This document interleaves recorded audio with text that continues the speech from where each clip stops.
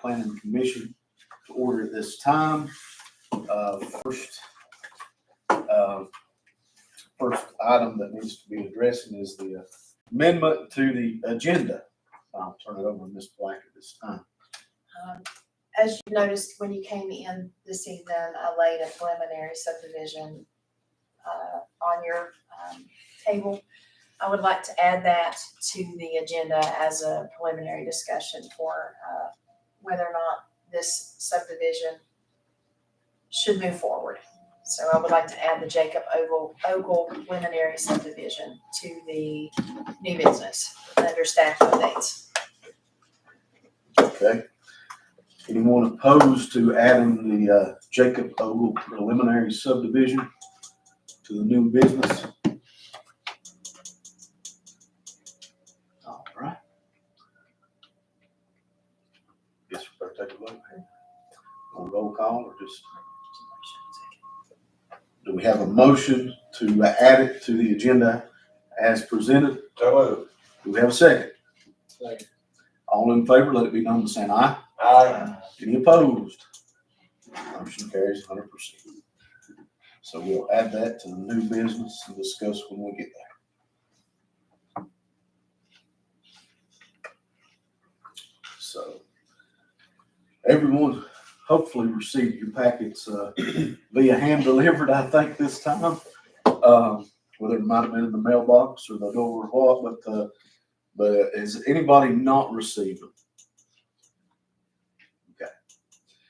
Has everyone had an opportunity to review the May 14th, 2024 meeting minutes?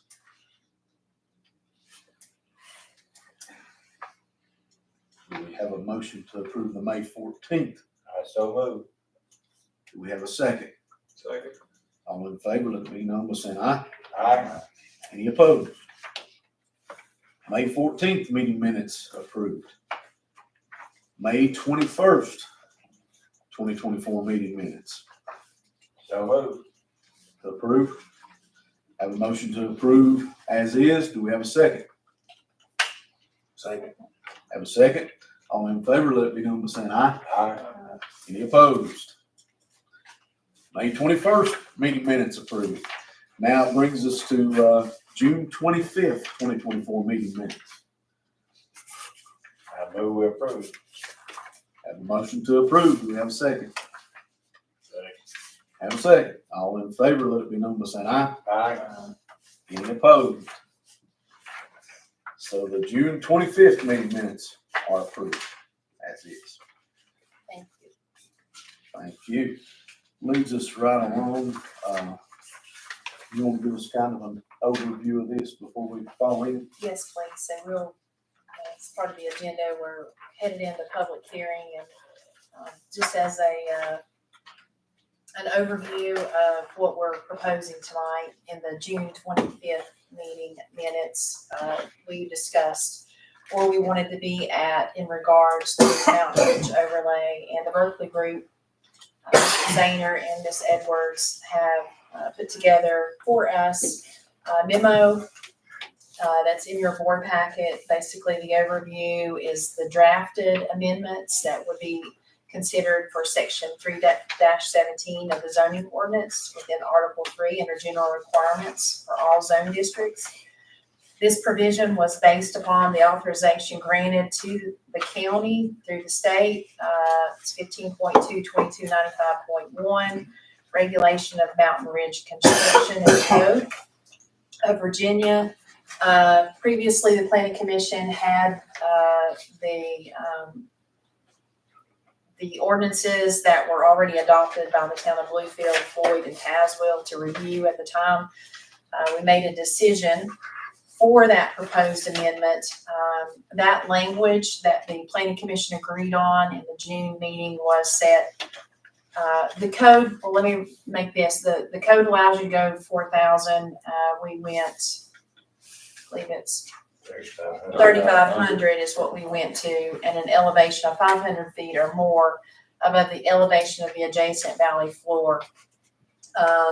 As part of the Berkeley group's memo and the regulations, They helped also put that into perspective with a map of what that 3,500 foot elevation would look like, in addition to a topo map of all of the elevations within the county that would be 3,500 or more. So 3,500 foot elevation at 500 foot, and then the one thing that we discussed, and that is for for structures greater than 40 feet. So there's in addition to that regulation, there's definitions that was added for construction, the crest, protected mountain ridge, what a ridge is, and tall buildings and structures. And the one thing that I wanted to make sure that we did not,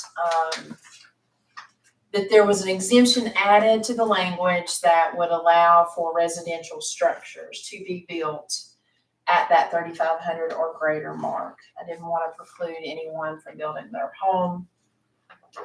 This would just be to prevent any tall structures that would not be considered as residential dwellings, single-family dwellings, or townhomes, or two-family dwellings. Anything other than that would require a special use permit. It would come before you all. So, Ms. Edwards, I've got you here. She is with the Berkeley Group. She is here to answer any questions that we have and to go over what we have put together, or they have put together for us. And then once we're done with her and asking questions, and we'll go into public hearing if that is okay with everyone. So, Ms. Edwards, thank you for joining us tonight. Yes, thank you, and good evening, everybody. Good evening. I can go ahead and share my screen to walk through the text amendment, if that's all right with you. Thank you.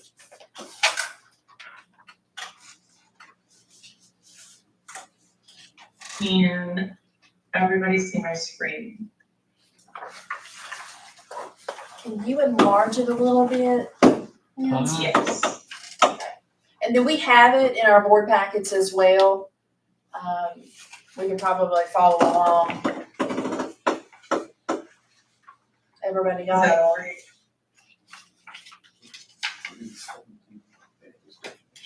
All right. Okay. So this is the second page of the text amendment that you have in your packet. The first page is procedural, and this is the content of the ordinance, starting on page 2.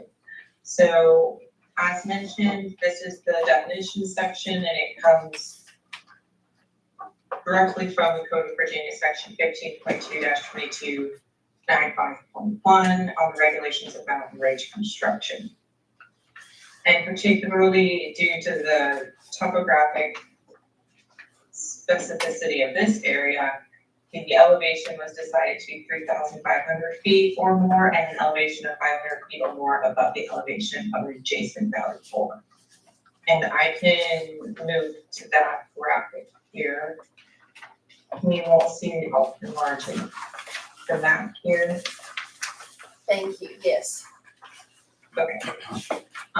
The areas that would be considered for regulation under this ordinance are depicted in that yellow, orange, red to white color, which is predominantly this section, and then this section as well.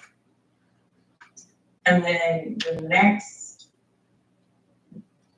graphic that we show for you describes what this land within 100 feet of below the elevation of any portion of such line or surface along the crest.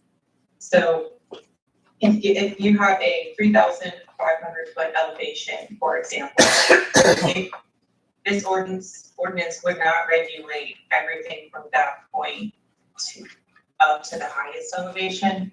It would regulate joining ridges or nothing.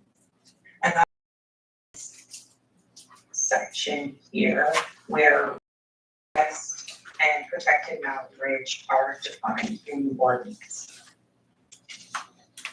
And then I specifically wanted to call out that in the tall structures, it includes windmills, and that we want to note that would be exclusive of equipment for the transmission of electricity and the generation of electricity or towers or turbines associated with the wind energy generating facilities. So that they are still strictly prohibited under this ordinance, and that is again reinforced here under 317.4 prohibitions, towers or turbines associated with wind energy generating facilities are prohibited and not eligible to seek a special use permit. However, single-use family dwellings, two-family dwellings, and townhouses, if considered tall buildings and structures, shall not require a special use permit. But all special use permits under this section shall provide for adequate sewerage, water, drainage facilities, including but not limited to facilities for drinking water, and adequate supply of water and fire protection and compliance with erosion and sediment control.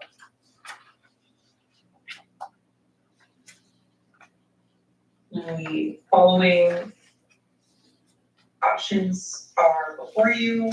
You can recommend approval or denial of the proposed amendments following a public hearing and deliberations of the planning commission, or you can recommend suggested changes.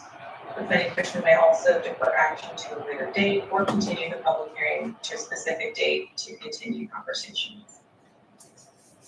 Thank you, And Lance. I can continue to share or answer any questions, share any graphics further, so please just let me know.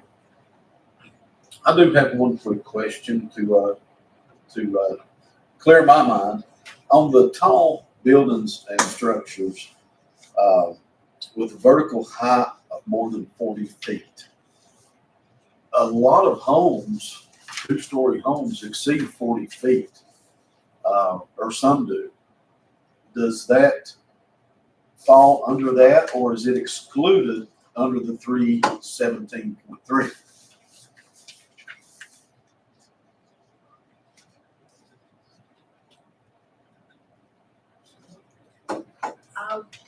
I just want to clarify that for my own sake.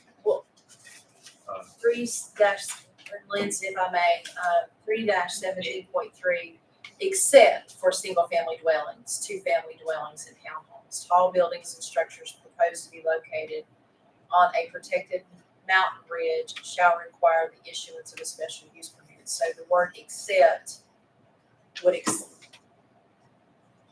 not exclude residential structures. Is that the way that I'm interpreting that, Lance? Yes, that's correct. And I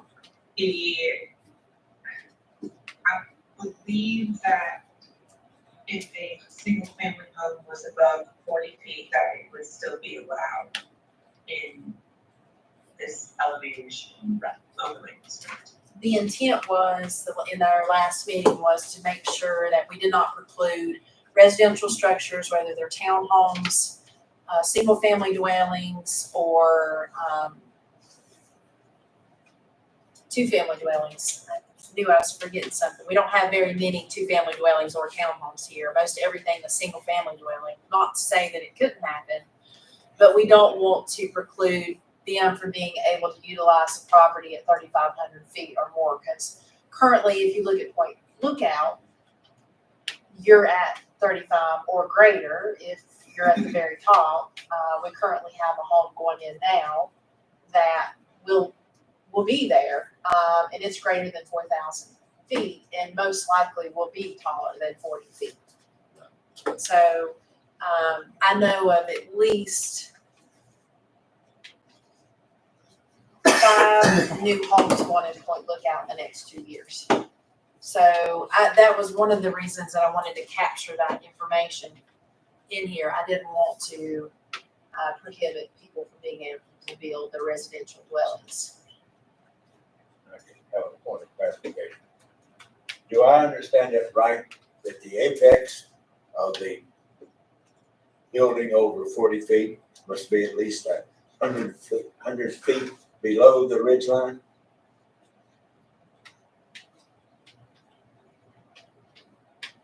So the apex definition refers to the mountaintop itself, and any tall structure would have to be 100 feet from the apex of the mountain range. Okay, thank you.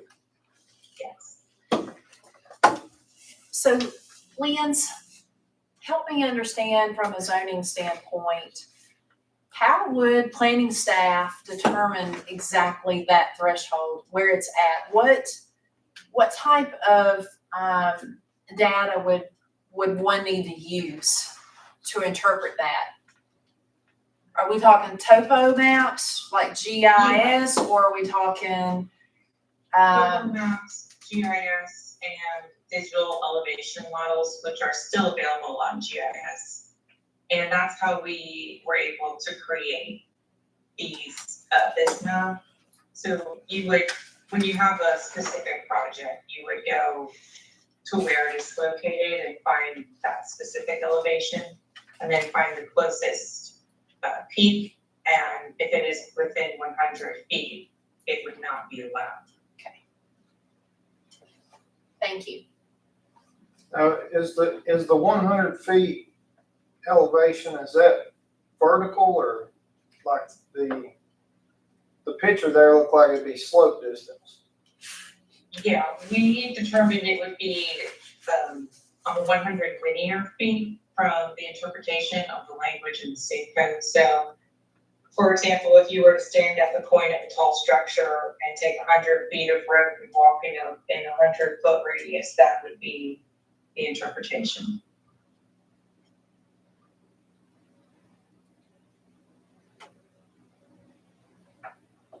Not necessarily, to put more clarity, if your elevation is, your peak elevation, your apex is 3,600 feet, not everything within 3,600 feet to 3,500 feet would be regulated. It's not the elevation change itself, just that 100 linear feet. Does that make sense? Yeah.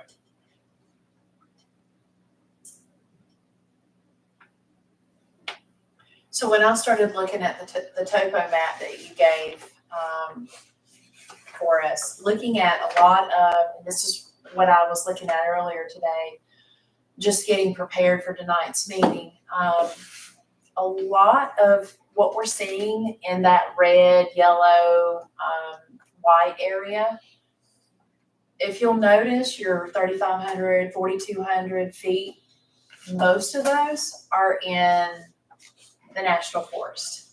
So in truth, I don't see a lot of construction going on in that area. I mean, yeah, we've got Point Lookout and the like, but most everything elevation wise truly does belong to the state parks. But I also wanted to make sure that we also that all the tall buildings and structures does not preclude water, radio, telecommunications, cell towers, and all the like. So those things are still permitted.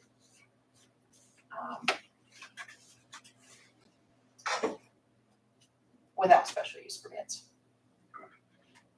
Except for cell towers, we still have to go through the cell tower special use permit process. So, but the SEC and that's what that kind of trumps us, I guess. Do we need to make a motion to send this to the board of supervisors or? Yeah, well, we need to hear public hearing first, so we'll go into public hearing and then we'll consider anything heard, I would presume, and then from there you would make a motion. If you wanted to send the language on to the board of supervisors, then you would make that recommendation for approval. Commission, we have any other discussion concerning the zoning text amendment?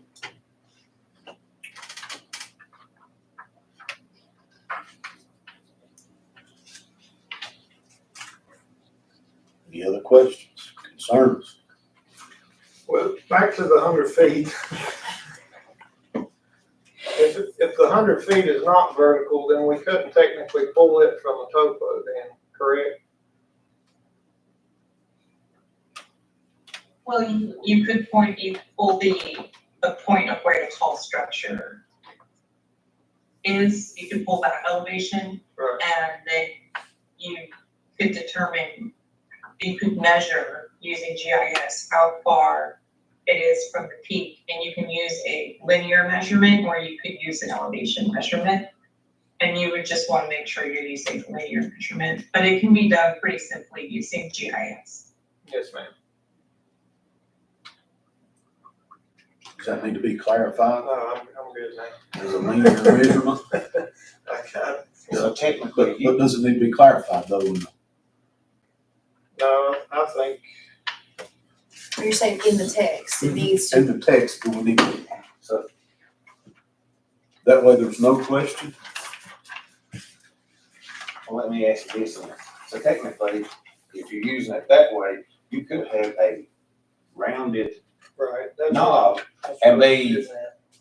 100 foot, but you still wouldn't be 5 foot, maybe, depending on the slope of it, still would be maybe 5, 10 foot. 8 foot? And that was Right, depending on the slope. So I don't know if that's gonna be an issue or not, you could be within inches and still be, from a peak, yeah. yeah.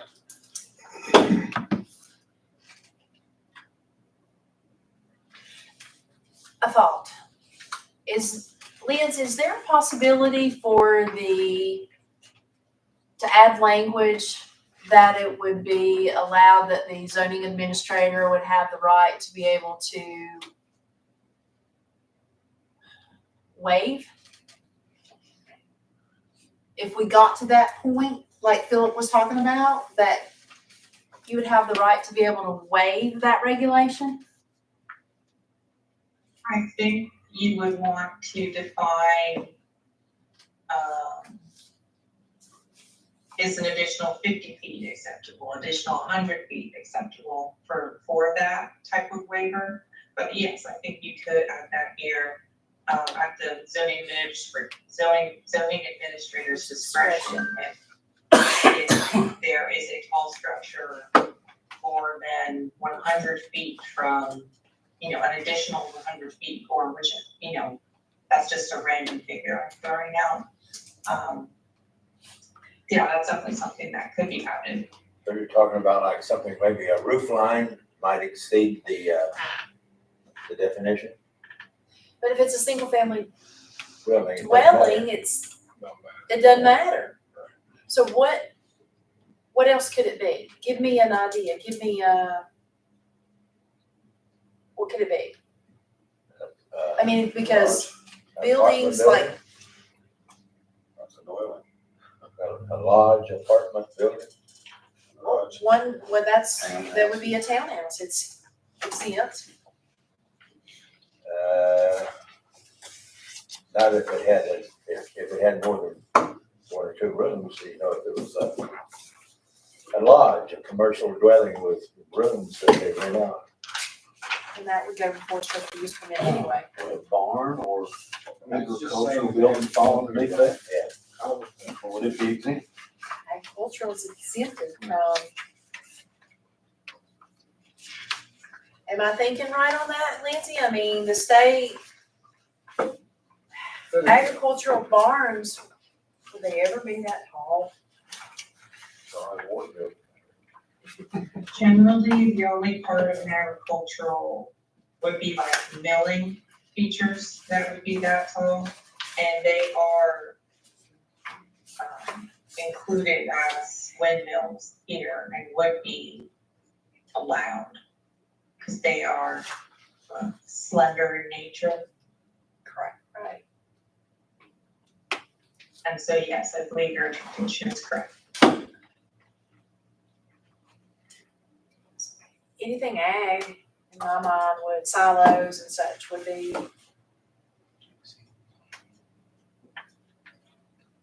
Well, I mean, I think this really boils down to turbines. I don't know of any, and cell towers, you're not even, they're not even in the picture here. Flagpoles, flues, steeples, all that stuff is taken out of the,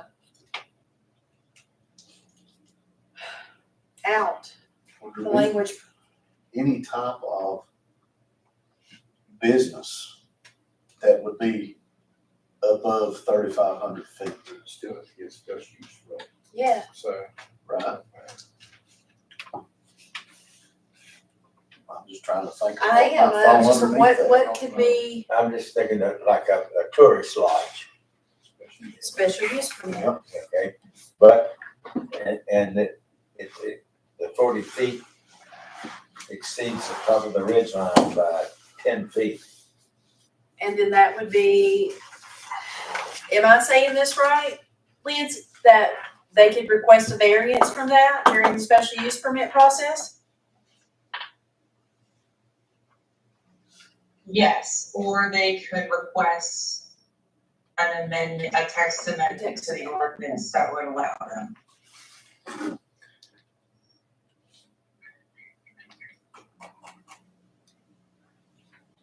I think we're okay. I think that I think we're okay. our objective is to prevent building on top of the ridge line, so it sticks way up in the air like over there in North Carolina. Am I good with that?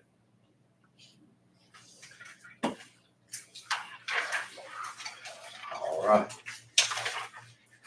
Any other questions, discussion, concerns before we move on?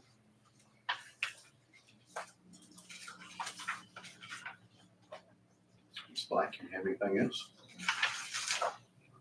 All right. Do we have a motion to enter into the public hearing at this time? So moved. I have a motion to enter into the public hearing at this time concerning the Mountain Ridge construction text amendments. Do we have a second? Have a second. All in favor, let it be known by saying aye. Aye. Any opposed? We are now entered into the public hearing for the regulation of the Mountain Ridge construction text amendments to the Grayson County zoning ordinance pursuant to 15.2-2295.1 Code of Virginia. Thank you, Mr. Lowell.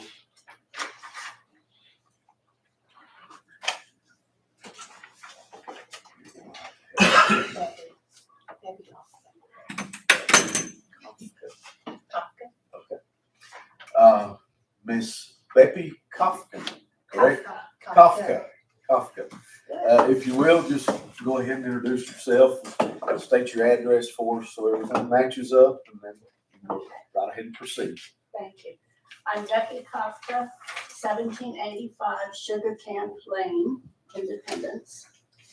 And first of all, I want to say you guys have worked on this for a long, long time, and as a public, we are profoundly grateful. I think you've handled it as well as possible. When I was reading it, and I'm not an expert on zoning, perhaps there's somewhere else it's covered, but the thing that struck me was there's no language about density of homes on the ridges. I mean, I've lived places that had homes just chock-a-block, and I really worry about looking up and seeing 100 houses.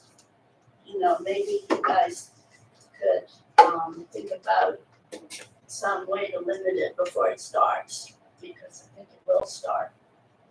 So, I really appreciate you guys. Thank you. Thank you very much.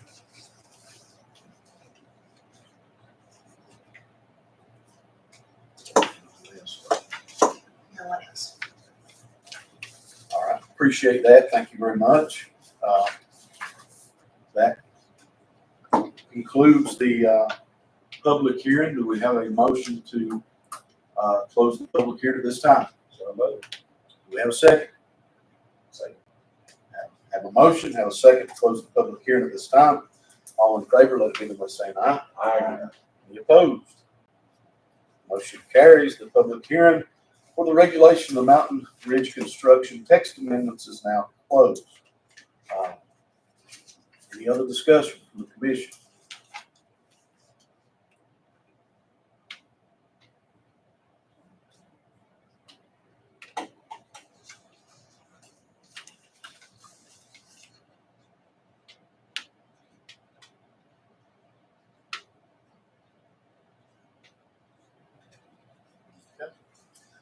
We just need a motion to send it forward or whatever else, right?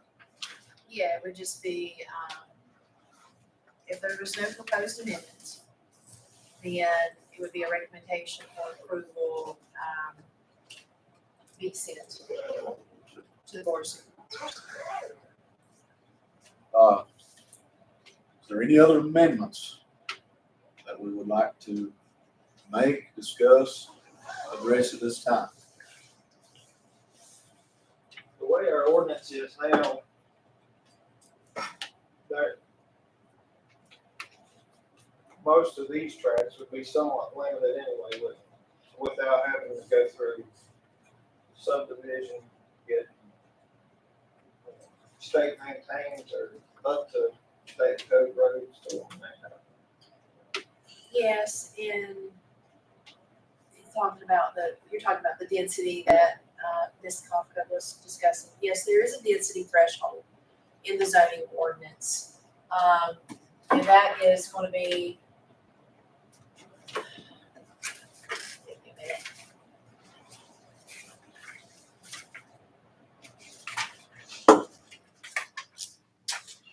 It's falling apart.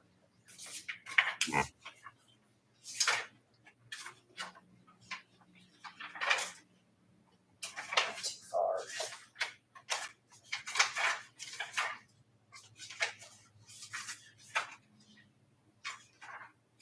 In 3-7, there's access requirements for principal buildings, residential and other. And according to 3-7, access requirements for a principal structure, a principal being residential, you would have to have at least a 30 feet minimum road frontage, 30-foot deeded legal right-of-way, a subdivision approved by the subdivision ordinance. In addition to, for residential density, the maximum number of single-family dwellings that are detached residential homes, manufactured homes, cabins, and the like, per parcel on record shall not exceed 3 dwellings. When more than one single-family dwelling is proposed for a parcel on record, each additional dwelling unit must have their minimum requirements. They have to be at least 15 feet between each residential structure. They have to meet the street and property setback requirements for the zoning district. And they have to meet the minimum lot size requirement per structure. So if you're in a rural farm district, you would have to have 0.688 acres per structure on that parent parcel. So you're looking at 3 acres tops to have 3 dwellings per. So that is the density threshold. So if that's something that we need to discuss, that you think that's too much, I think this was re-altered in 2014. What we were talking about, we're trying to limit the density, I would think. Should. I would think. I don't know that you're gonna see banner elk, but I do get a lot of calls from people that are moving into the county that are looking to make a revenue off of their property. Most of the calls want to know if they can do short-term rentals. Yes, we don't have a short-term rental ordinance. What the building department and the zoning department consider short-term rentals is residential structures. They're built to the standards of any other residential structure, whether it's a permanent residence for you or whether it's a short-term rental. So I do get a lot of calls looking to be able to generate revenue to be able to pay for their property. And I tell them exactly what it says, as long as they can meet the access, the road, and the density, they can have up to 3 dwellings on their parcel.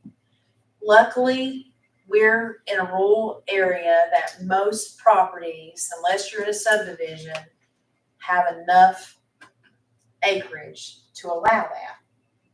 That's the beauty of living here. When it starts getting cut up more, you might eventually see more residential structures on top of each other. Well, you're not likely to see a plat like this. Right. Right. So yes, there is a density threshold. It is 3. That's 3 per tax parcel. Yes. That was established in 14, right? I would have to go back and review the old subdivision or the old zoning. Some of you that's been on the planning commission longer than I have, as clerk, might remember that. But I felt like it was probably somewhere in the 14. It was, it could have been established a long time ago. I'd have to go back and start doing some research So back. you think that three dwellings would be about around 3 acres?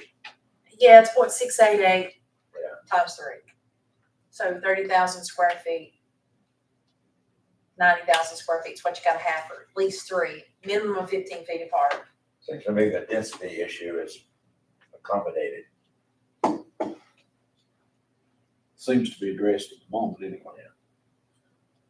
So, And if we start seeing that broken up, we can address it again.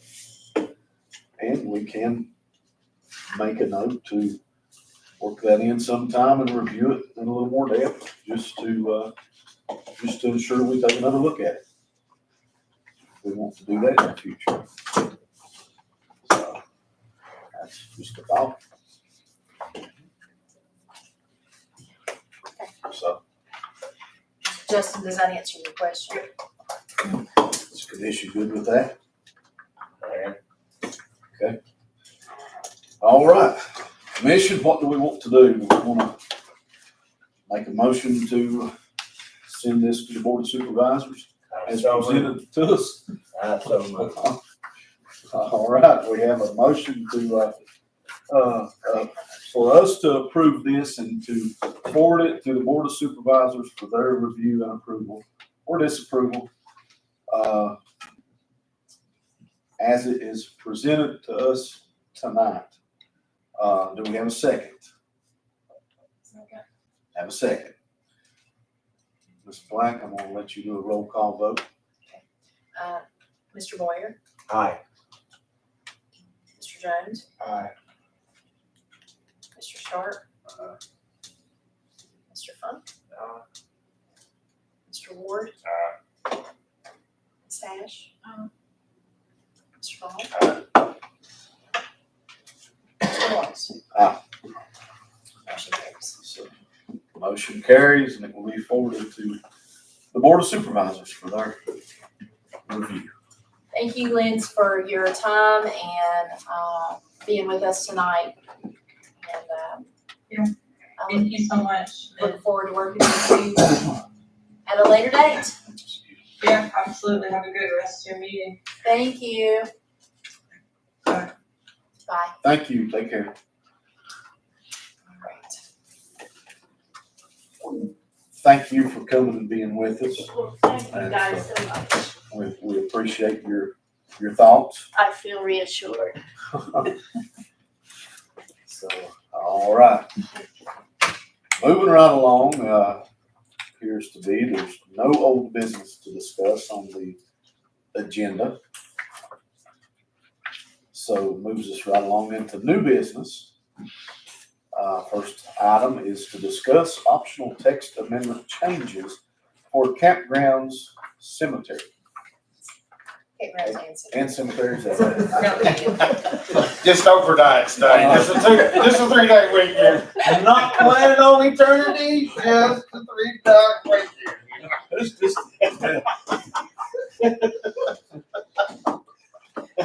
We don't laugh. I'm trying to come up business, hey. We had canvas caskets.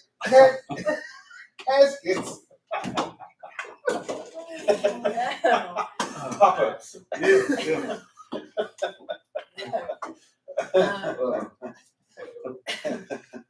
We can make one to roast hot dogs. Okay. We better pull it back in.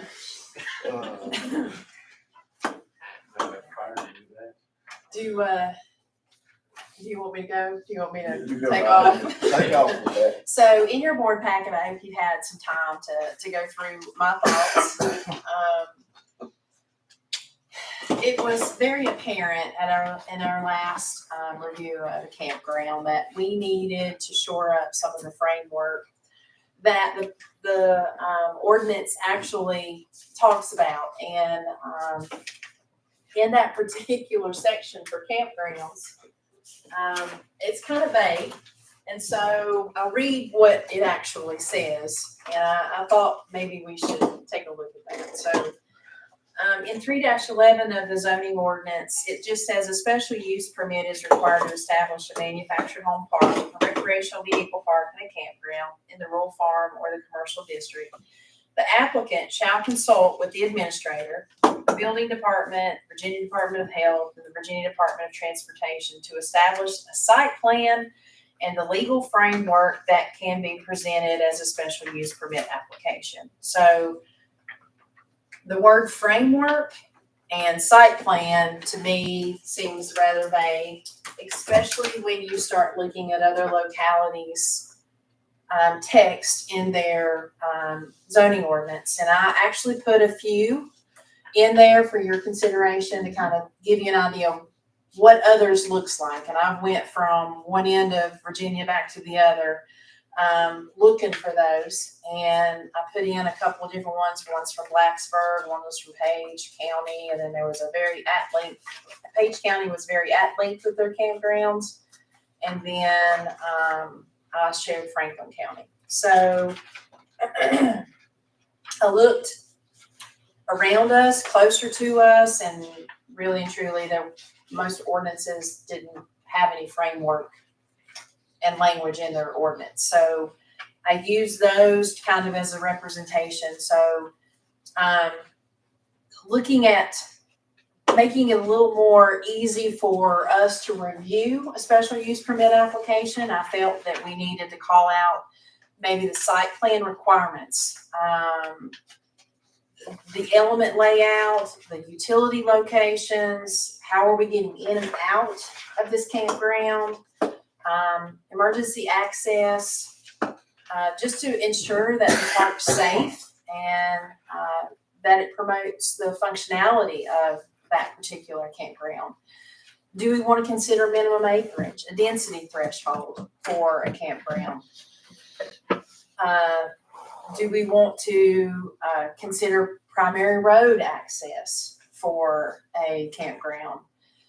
Property management for the campground, sanitary requirements for the campground. So I threw all that at you. I know that's a lot to take in and to read, but I just felt that in the future, that if we had to review another special use permit, this framework guidelines should be defined in the ordinance, that applicant knows exactly that they have to check each of these boxes, and that we would come together and have a better understanding of what the campground looks like, how it will be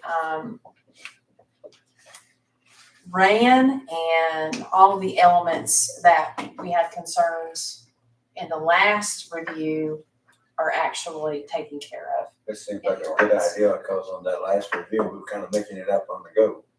Yeah, we took basically the recommendations of health, safety, and welfare, which is what the zoning ordinance is, and we are going to define definitively what those health, safety, and welfare elements are. And so I wanted to present that to you guys. It's not something, it would take some work sessions from the planning commission to actually come up with the elements. The other thing that I want to ask, as part of the code section, it's 15.2, 2286.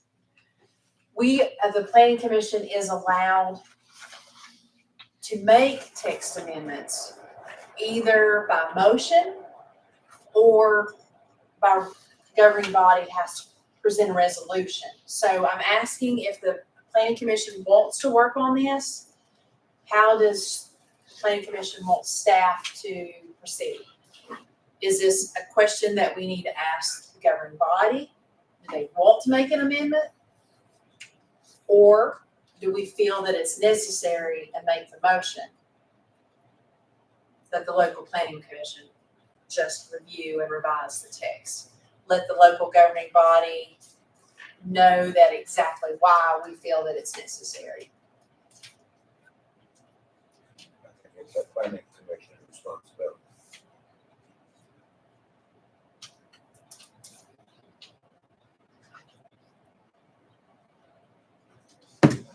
It's always good to be prepared. I know the last one we looked at it just like we would any other special use permit type ordeal with all the things, but if we did have an outline to go by, it would kind of give us a so-called checklist, if you will, that if these are not presented with the, with the plan, then we wouldn't review it to start with. That's right. It would actually get held up in the administrative side of things. If you got through the checklist and you are missing the environmental portions of it, then the administrative side, zoning administrator would say, okay, I need you to back up. I need you to do I would do a determination letter and say, these are the elements that we're lacking. Please follow up and provide these. And that would go, by the time that it's all said and done, the application, special use permit application, and the plan would be complete before it ever got to the planning commission. It'd be easier for the planning commission to navigate. And at that point in time, if we needed more in-depth information or see something there that we need clarification on, we can ask for that to be brought back before us, correct? If we'd had this level of clarity that prior proposal would have never got to us in the form it got. In its form that it got to us. I agree. It's commission, thank you. So would you be looking at adopting things from these? No, I just give you those as an idea. Let me ask Be you something. thinking about. Frankly, is that, what's it, Smith County, Smith South of Roanoke. Smith Mountain Lake, Smith Mountain Lake? Yeah. What about Page? What's in Page? It's why they're so in depth in. They are very in depth in Yeah. there. What's in Page? Hold on. You know, campground. I can call So it. they're just, Well, we got it's cemeteries. really hard for me to find campground language in some of it, so that's kind of very in depth. I don't think we need to go that in depth, but at least define what we need in a site plan. Are we looking at maximum acreage for a campground? Just the development of it. Or a minimum acreage. A minimum, maximum, whatever it, access, yes. I just felt that it See could- how close and all that. 5 feet central. just lay it out as simple as possible. Mhm. And then, but of course, that was gonna take a workshop or two to define exactly what it is you all think would be beneficial in a site plan for an application.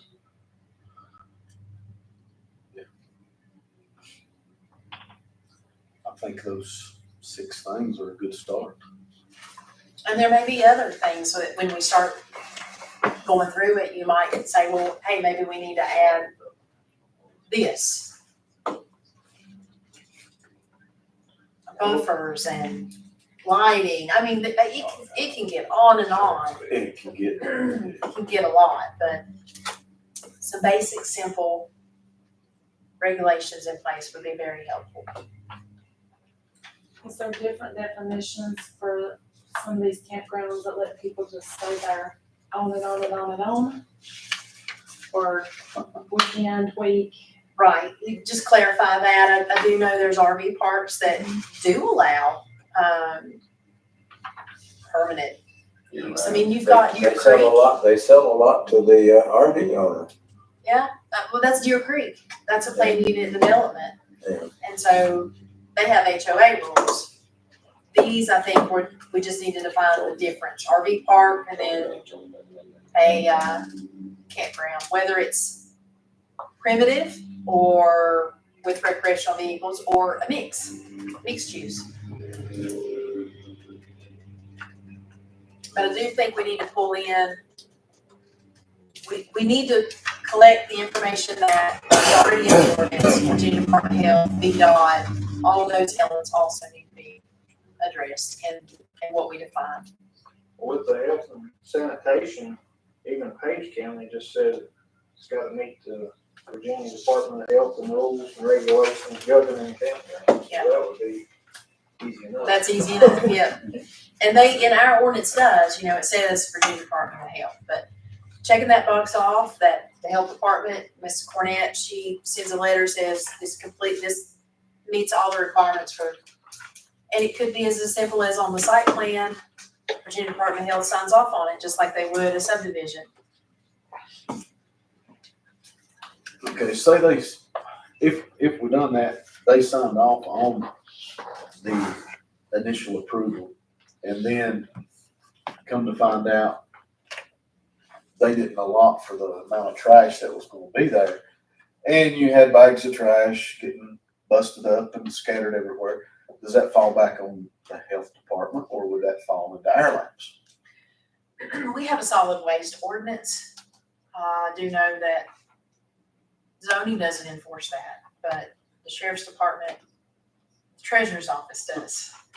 So I guess that would be, and I do know that they are looking at revising that, and that would probably be a good recommendation at that time when they're doing some revisions that they might consider shoring that up. So I feel like currently the way that it's wrote, trash is the sheriff's department. And the treasurer's department does nothing but collect trash fee. Right. They don't do any enforcement. So it would have to fall to the sheriff's department to enforce trash violations. And in the past, I have used that solid waste ordinance to help enforce that. I was just curious, like, what he was saying there, that we put it under the health department guidelines, which would be the smart thing to do. Well, if we did run into an issue, where would it go to that point? But I'm not That's something sure we they can- follow into trash. I think it's basically, I guess they could, for the sanitary purposes. And I would have to talk to Ms. Cornett in regards to trash. But I thought basically they regulated sewage and water. So tonight, you just want to know whether we want to If you want to consider, proceed with these workshops on this or not. Yeah. Correct? Yeah. Commission, do we want to proceed with some workshops concerning this, proposed campground regulations? Yes. All right, we'll go ahead and take a vote on it. If you agree with following through with workshops on the proposed campground regulations, let it be known by saying aye. Aye. Any opposed, let it be known by saying aye. This motion carries on to proceed. So we will continue with the workshops in the future to get some clarifications and regulations on those things. So, All right, that brings us to staff updates, comp plan revision. We need to follow up with cemetery. Oh, that's right, and cemeteries, I'm And sorry. and I cemetery. forgot that end, I forgot the end, sorry. I forgot the end, I was getting ahead of myself. In my job, I'm the subdivision agent for the county, and so the past few months, I'm getting more calls and information, people wanting to establish family cemeteries. Our ordinance, the zoning ordinance nor the subdivision ordinance clarifies anything about cemeteries, family cemeteries. However, based on the subdivision regulations, you can do one single division. If I made everyone follow that rule, they wouldn't be able to subdivide if they made a family cemetery ever again. I mean, you got that one, or they would be coming back to the planning commission to review a subdivision for a parcel that they just want to subdivide to sell off. So I have been approving small family cemeteries. Based on the Code of Virginia, we are allowed to do that. And what we need to do, those elements in the text requires that basically that we just need to ensure that they have a right of way in. The only thing that I've been ensuring is that one, and I've already talked to Justin about this, I don't think it's fair to take that single division away from an owner just because they wanted to create a family cemetery. It's not right in my thinking. So I wanted to shore the language up to allow for family cemeteries. I contacted Carroll County to see what Ronald Newman had to say, and he was in the same opinion as me. They went in just a few months ago and updated the subdivision ordinance. They don't have zoning in Carroll, so they updated the subdivision ordinance to allow for family cemeteries. There is a clause or a stipulation in there that anything that was granted before January 1st, 2014, it didn't matter. So anything coming to them prior to that date, that development would at least have a 30-foot right of way, or it had to be a state maintained road, off of a state maintained road. So that's defined as a single division, but not intended to be used for anything other than burial of the deceased. So the only thing I wanted to capture was if we approve that or make that change, that we capture that one, it has a road frontage, either that or a right of way, and two, that the family cemetery is at least named and recorded so that in the future, when people are looking for graves, they would be able to capture and find that through deed search. Is there a minimum or a maximum of occupancy? Not that I've seen in the regulations. Size or amount of graves is not. Either way. It's not, neither way. There are family cemeteries all over Grayson County. Right. Some of them are covered in briars, bushes. Some of them, like mine, are encircled by a cornfield. Some's well maintained. Right. Some's not. So I just wanted to shore that up so that I'm not actually going against the subdivision. Now, I'm not exactly sure, but when a family cemetery is created, do they not have to allot a certain lot size for that cemetery? What Through the I've code. read in the Code of Virginia does not require a specific lot size. Justin? I don't think so, because I know there's just one grave. Well, then in your right of way, how would you know where you end or you start? Well, most of these family cemeteries were created 1800 and something, and they don't have a stated right of way. It's just assumed that whoever owns the land around it would allow you access. And I think if they don't, you can go to court. I think that is true. You guarantee that. Yes, you're guaranteed It's, access. yeah, I was just thinking there was something for it, the new ones, and I may I don't know for sure, but I thought there was, that the lot size had to be specified. And if it ever expanded, it had to be re-recorded, yada, yada, yada. I don't know. I think you have to have a meets and bounds around them now. But I don't think there's a minimum size.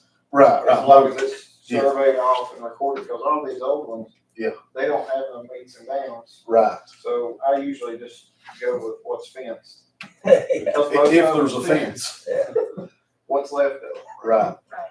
That's what I was getting Yeah. at. If, say Philip wanted to create a family cemetery up there and he wanted a 50-foot by 80-foot section, then that would have to be specified for that.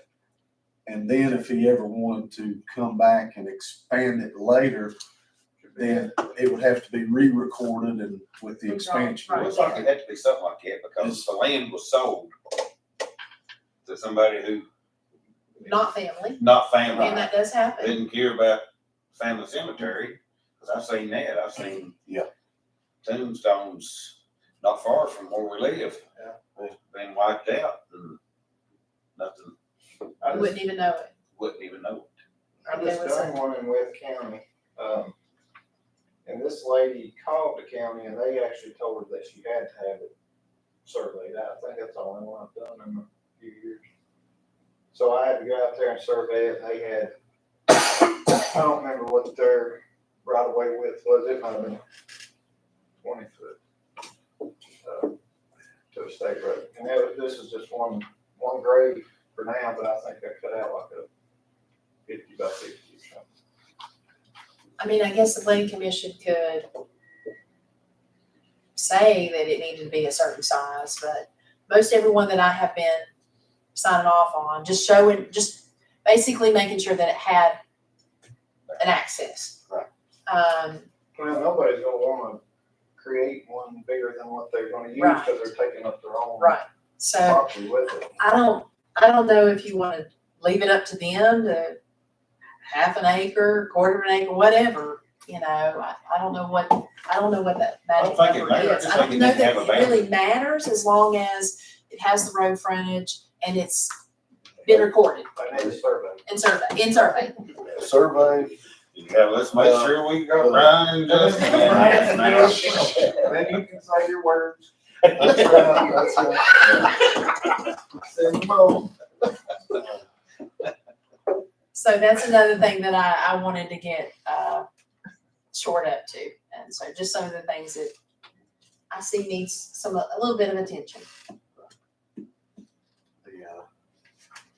So what do you need us to do with the cemeteries? Basically the same thing, it's just that we create language, for both. That's something we need to do Definition. Tonight, or? We'll do that in a workshop. Okay. Together, I mean, we can do them in conjunction with each other. All right, so, commission, add that to the workshop, I guess, is the cemeteries. So, Just to Great. find them and The then just county lay out some. county got enough money to pay for this? Workshops? Sure. We got a budget, planning commission's got a budget. Hopefully that- We got one. All right, so that's what we'll do with those. Add them to the workshop. So it brings us to the Jacob Ogle preliminary subdivision. Now we need to do the, we bypass comp plan. Did I, so you've got me all messed up tonight. I'm just not looking at it. I'm about to get far. He's gotta get out of here. Staff updates, comp plan revision, sorry. Just to let the planning commission know that the MRPDC just has completed this week, the last 4 revisions to the comprehensive plan. We are very, very close in getting this thing out to public hearing. Once I have it ready to go and the matrix revised, I'll let you guys look at it one more time in its final format before we go to public hearing, if that's okay. So we just finished up land use, he just finished up public service, tourism, and health and wellness. One thing I do want to mention, and I told Sheriff Vaughn that I would make mention to the planning commission. They have decided to start a crime prevention coalition. And so as part of one of those strategies, if you remember in public service, that the matrix and the strategy suggested that Grayson County become a crime prevention. And so that we had an ongoing strategy, and based on the last meeting I had earlier last week, that will be in a short term because that plan, it's my understanding that they're already doing the things they need to be doing for a crime prevention county. And we'll have that done within the next 1 to 3 years. Typically, it will probably be done in the next year. So that strategy will be completed. I have made an amendment to the matrix that we are moving that one right along. So I'm glad to see that. So I wanted to let the planning commission know that I moved that from ongoing to short term. So that's about all I have on the comp plan. I'm just finalizing it, getting everything in its proper order, renumbering, and we'll get the matrix in, and we'll be ready for a complete review, hopefully in the next month or two. Hopefully we can get it adopted by the end of December.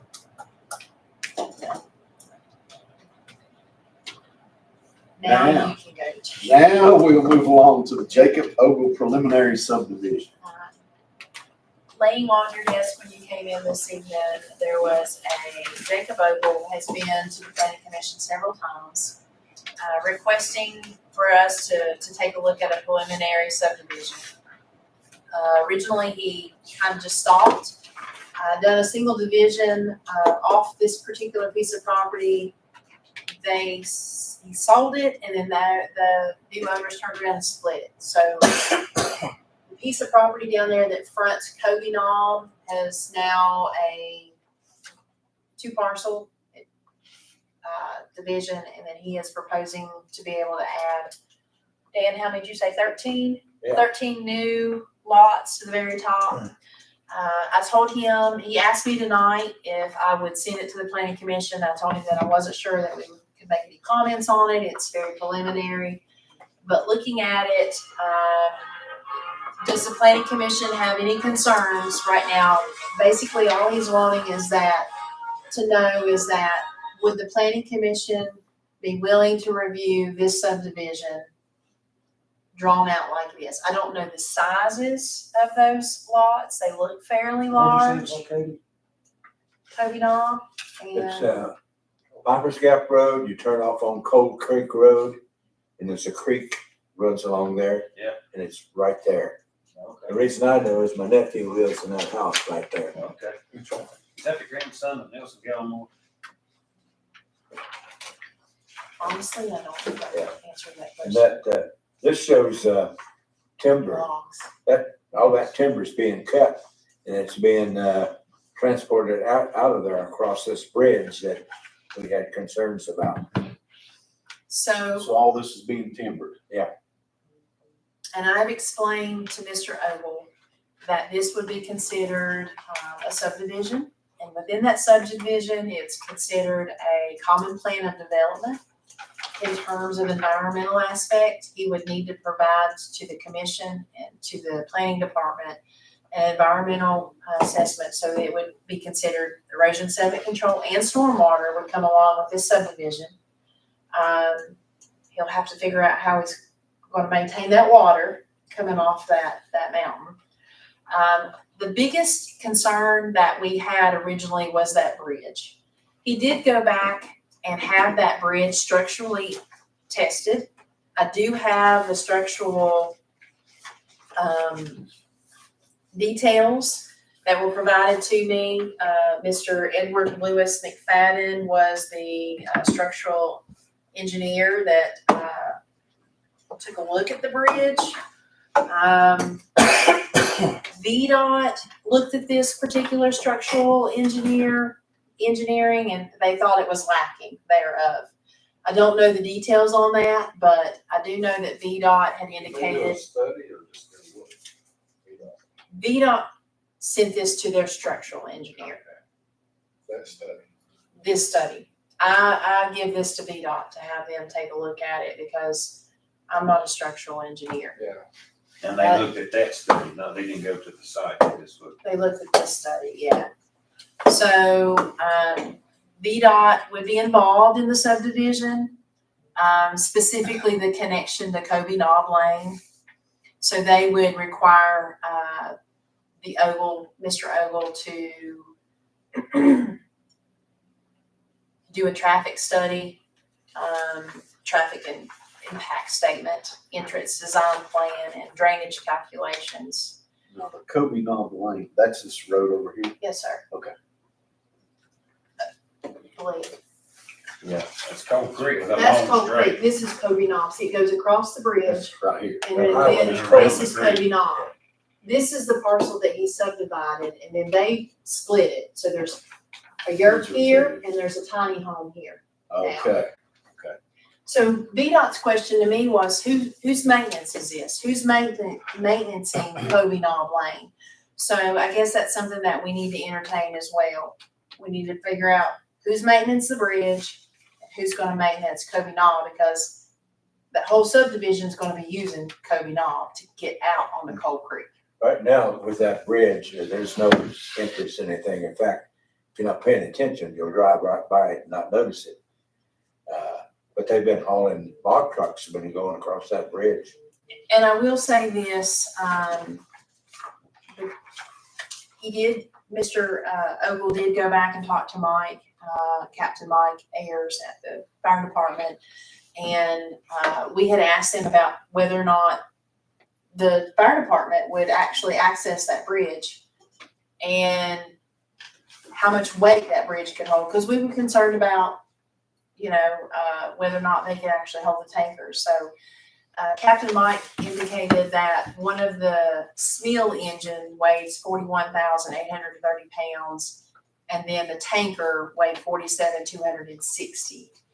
And then when they done the analysis on the bridge, the analysis equated down 80,000 pounds. So he said he kept loading the model until it failed at 125,000 pounds. So it would hold a fire truck. Apparently it's holding logging trucks. Well, log trucks won't weigh that anyway. No way, 80, it's a road truck. Well, but I know Jacob, he just got tandem. So, but What- anyway. what is weighing 60? But yeah, So I feel okay about it. I think it's getting it actually rated. It probably should have a, hey, this will hold this much. What kind of entrance does it have to have in VDOT? Is it So commercial? because you got 5 or greater, he'll end up having to have a commercial entrance right there. So we'll have to, like I said, That might hold, I'll check on that for us. and you're right. We're well aware of that with other projects that Justin and I have been working on together. And then the fact that they actually have to do the traffic impact statement, that he would have to do an entrance design plan, that he has to have the drainage calculations done. So on top of that, he would have to have the stormwater stuff done and erosion and sediment control for the actual subdivision when he puts the roads in. So those are gonna be challenges and costly. That's no reason why we wouldn't consider it if he meets all those requirements. I do understand why we're in a housing shortage. So, Very true, Travis. That hadn't even crossed my mind, but now that you say that, it's. And this particular land has no, in my view, agricultural purpose, And it's been forested now, it's not timberland. So he just wanted to see if the planning commission would consider that subdivision, the way he's got it laid out, does that look okay? I mean, I know our subdivision ordinance, there's a lot of elements that has to be met within that. And I'm going to encourage, if you guys think that it's appropriate, then I'll encourage Mr. Ogle to find a developer that can meet all of the challenges that he's got. Erosion, stormwater, VDOT's impact statement, all of that transportation portion, in addition to all of our subdivision requirements for roads and such. I assume the green is the roads. I think that's the way I interpreted it. Yeah, that must be pretty steep, because it zigzags quite a bit. I Especially think down he's the using two the last logging ones. roads as a road access to each track, since they're already there. Yeah. What class subdivision would that be? Class 2? What, do you know what the roads requirements are for the two? I always get them It's confused. like with Carroll, they have to do that, they have to build an elaborate road to standards. I mean, that's like a VDOT approved road. Well, and Well, that's, where to accommodate the emergency vehicles. Yeah. So. I didn't know if ours was like that or not. it's a class 2. Because it's 15 or less. So then there's all these other procedures and requirements, road access, and of course I go through and make sure before it comes to you guys that it meets those elements, but And that open field is not part of this subdivision, is it? no, sir, he already subdivided that off as part of the single division that he was allowed. Yeah. And then the new owners actually subdivided it again. So there's a yurt down there now and a tiny home.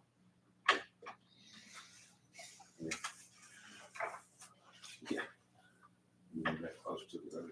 Yeah, because it has been 4 acres. Looks like there's probably no more than 4 acres, probably down to 3 acres of lots, ain't there? It looks like the lot size, according to our lot and road frontage, it says a single family detached dwelling shall have a minimum building line of 100 feet. Whereas regularly it's like 30 in a normal, but because it's a subdivision, it's 100 feet. It has to be at least 30,000 square feet. And then road frontage, unless otherwise required by VDOT, the minimum road frontage requirements for any lot shall be 100-foot wide frontage on a state dedicated road or 100-foot wide frontage the county approved subdivision street, or when frontage is not available, a 40-foot wide legal right of way connecting the lot to a state designated road approved subdivision street. And then there's angles, sides, corner lots. There's just a lot of things that we'll need to address as far as the subdivision goes, and what I'll do is go through each one of these elements and kind of give you an update on what I see. We can address it. But I don't see anything that particularly stands out in his design of those lots. Right. The main thing that jumps out to me, I don't know if it's just me or if everybody sees it, but when you get to lot 12 and 13, it seems like the road just kind of goes crazy on those two. And I feel like he's using those logging roads. And I don't know, it looks to me like he could come straight down to access both those and do away with a lot of this down here. And it would make more sense on his subdivision And plat here. I don't know whether or not those might be the more viable pieces of property. They may be on the knoll. So the building views may be back here. That might be one up a hill. Yeah. Yeah, Because there is a hill. that's kind of what I'm thinking. That's the knoll. And the way that he's got the road traversing, I feel like the building lots would be The more desirable places in the on back. top, on the back of the property. Well, that would make sense. Once he gets to lot 12 and 13 though, the road from there on would be up to the owners to maintain. You know, they Should just be. gotta get access to the lot. Once it gets to their lot, it's up to the owner to do whatever, since those are the in-laws. So our thought process is just making sure that fire, Right. So where those two lots meet, if he came straight down with that 40 foot, that would suffice Once it both got, those lots. yeah, once it got to lot, where it first hits lot 12, that's all the access, that's the access to lot And he 12. could make a 40 foot there to access both 12 and 13. Yeah. That makes more sense. That's kind of what I had in my I think he's mind. just trying to show maybe where some roads are now, cause Yeah. they wouldn't include all those switchbacks as part of the access. as part of the access. You wouldn't think so, especially You don't know how steep it is. especially if he's got to build it, 40 Well, I foot mean- wide all the way back there, and then you're gonna have property owners arguing over who's gonna keep it up. Right. I mean, the road might actually do exactly like he's got, but as far as the Yeah. right of way to the property would quit once it got to that To that. last lot. On lot 12, I mean, your front yard's full of road.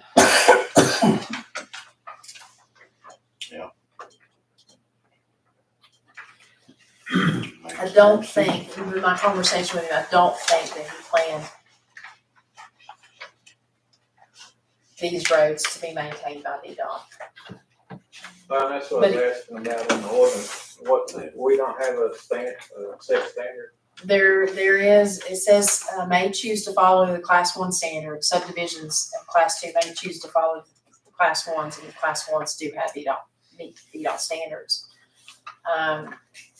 So that's something for him to really consider. I've had conversations where subdivisions did not have that, and they really won't. Now, these people that are moving in here want VDOT to maintain those roads, and they weren't designed. Yeah. And now they can't, they still have to maintain them themselves. They want that snow removal. So that's something he needs to think about, designing them, even though right now you don't want VDOT to maintain them, but at least giving them the opportunity that maybe the subdivision in the future could be brought into VDOT's system. Yes, yes. And the clientele that you're gonna be bringing in. You'll have to do, well, I don't know if you have to do that. Most anybody does that gets a set of restrictions and covenants too. And a lot of times that's where it's talked about, who's maintaining the road. And that was one thing that VDOT had questions, what is the maintenance on this road? They were really concerned about it. And if they plan to be brought in, then there was gonna be a lot more, I guess, restrictions and guidance. Really didn't be brought in. Looks like before we can do anything with it, he's got a lot of work to do. Yeah, and he just wanted to get your eyes on it. Did you feel comfortable with it? It looked like it was gonna be something that could be done. I give him green, do you want me to give him green light to proceed on? See, buddy, you I think mean- it can't be done? The bridge is being addressed. That was our biggest holdup, was the bridge. I mean, we think it can be done, it's just a matter of, he's got a lot of work to do, Okay. a lot to consider, don't he? Yeah, I mean, he done exactly what we asked on the bridge. Everything else can be taken care of through hiring the right developer. That's it. Him and Randy, like, They can get to work. Spend some money. All right. Commission, you got anything else? Make a motion to adjourn. I do. Did you have? Still, right now we are. Still live. When you cut that off? After y'all adjourn. Planning Commission, we appreciate you. Thank you for coming. We have a motion to adjourn. Do we have a second? I second. All in favor, let it be known by saying aye. All right. We are now adjourned.